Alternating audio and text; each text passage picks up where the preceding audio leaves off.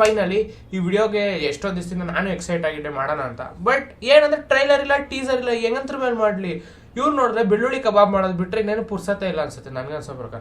ಯಾಕಂದ್ರೆ ಬೆಳ್ಳುಳ್ಳಿ ಕಬಾಬ್ ಮಾಡೋದು ಬಿಟ್ರೆ ಟ್ರೈಲರ್ ಟೀಸರ್ ಯಾವಾಗ ರಿಲೀಸ್ ಮಾಡ್ತಾರೆ ಅದ್ರ ಬಗ್ಗೆ ಡಿಸ್ಕಷನೇ ಇಲ್ಲ. ಬರೀ 3 ಸಾಂಗ್ ಬಿಟ್ಟಾರ ಅವಾಗಲಿಂದ. First song okay, not bad ಆಯ್ತಾ.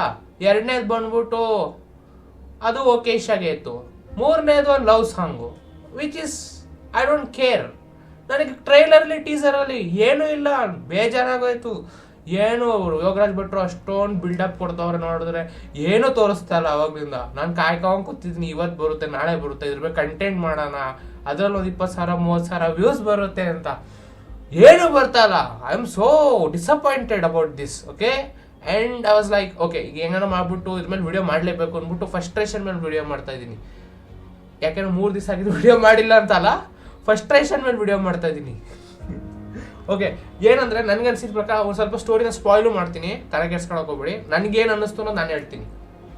ನನಗೇನು ಅನ್ನಿಸ್ತು ಅಂದರೆ ಇದು ಇಬ್ರು ಕಳ್ಳರ ಬಗ್ಗೆ ಇರೋ ಕತೆ. ನಾನು ಹಂಗೊಂದು ಸ್ವಲ್ಪ ಅಲ್ಲಿ ಇಲ್ಲಿ ವಿಕಿಪೀಡಿಯಾದಲ್ಲೂ ಚೆಕ್ ಮಾಡಿದೆ, ಗೂಗಲಲ್ಲೂ ಚೆಕ್ ಮಾಡಿದೆ ಏನಿರ್ಬೋದು, ಒಂದು ಸ್ವಲ್ಪ ರಿಸರ್ಚ್ ಮಾಡಿದ್ದೀನಿ.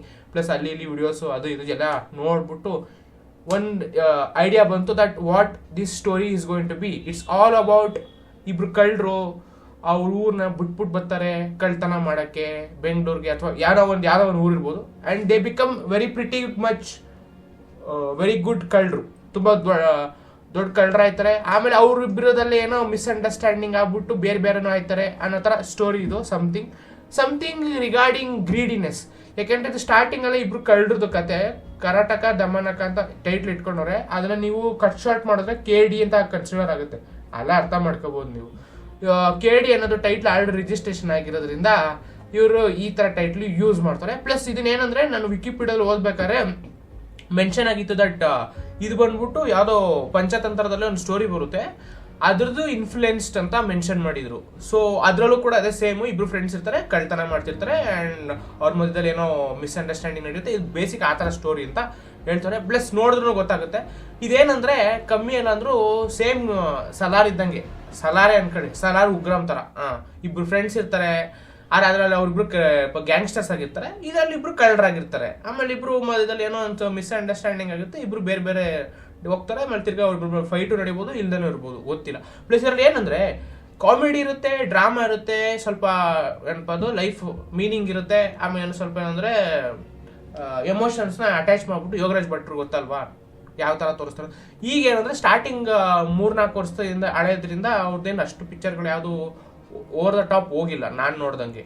ರೀಸೆಂಟಾಗಿ ಬಂದಿದ್ದ ಯೋಗರಾಜ್ ಭಟ್ರು ಮೂವಿಗಳು ಹಳೇದು ಮೂವೀಸ್ ಮಾಡ್ತಿದ್ರಲ್ಲ ಅದ್ರಷ್ಟು ಎಕ್ಸ್ಪೆಕ್ಟೇಷನ್ಸ್ ಹೈಪ್ ಬಿಲ್ಡ್ ಮಾಡಿಲ್ಲ, ಮತ್ತೆ ಇದು ಇಲ್ಲ ಅಂದರೆ ಕಲೆಕ್ಷನು ಮಾಡಿಲ್ಲ.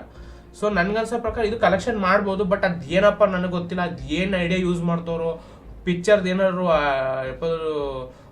ಸಸ್ಪೆನ್ಸ್ ಕ್ರಿಯೇಟ್ ಮಾಡಿ ಟ್ರೈ ಮಾಡ್ತಾರೆ ಕಳ್ಳರು ಅಂತ ನಮ್ಗೇನು ಗೊತ್ತಾಗೋದಿಲ್ಲ. ನರುಳು ಏನಪ್ಪದು ಸಾಂಗಲ್ಲೇ ಫಸ್ಟೇ ಬಂತು ಗೊತ್ತಾ, ಕರ್ನಾಟಕ ಗಮನಕ, ಅದೆಲ್ಲ ಅವ್ರಿಬ್ರು ನರಿಯಾಗಿ ತೋರಿಸಿದ್ರು.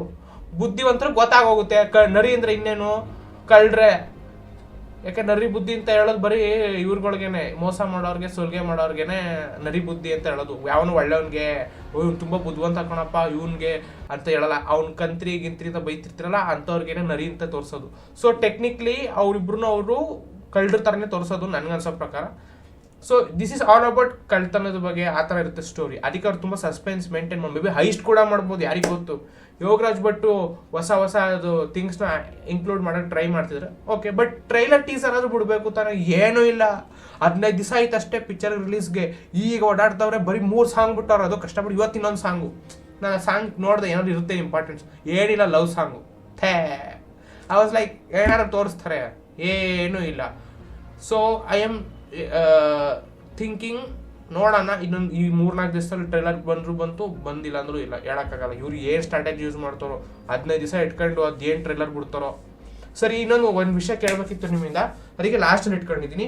ನಿಮಗೆ ಇದು ಒಂದೇ ಅಲ್ಲದೆ ಎಲ್ಲ ಥರ ಕಂಟೆಂಟು ನೋಡ್ತೀನಿ ಅಂದರೆ ನಾನು ರೆಡಿ, ಆ್ಯನಿಮೆ ಎಲ್ಲ ಮಾಡೋಕ್ಕೂ ರೆಡಿ. ಯಾಕಂದರೆ ನನಗೆ ಬೇಜಾರಾಗ್ತಿರುತ್ತೆ, ನಾನು ಅದನ್ನೆಲ್ಲ ನೋಡ್ತೀನಿ ಕೂತ್ಕೊಂಡು ಬೆಳಗಿನ ಸಾಯಂಕಾಲ ತನಕ.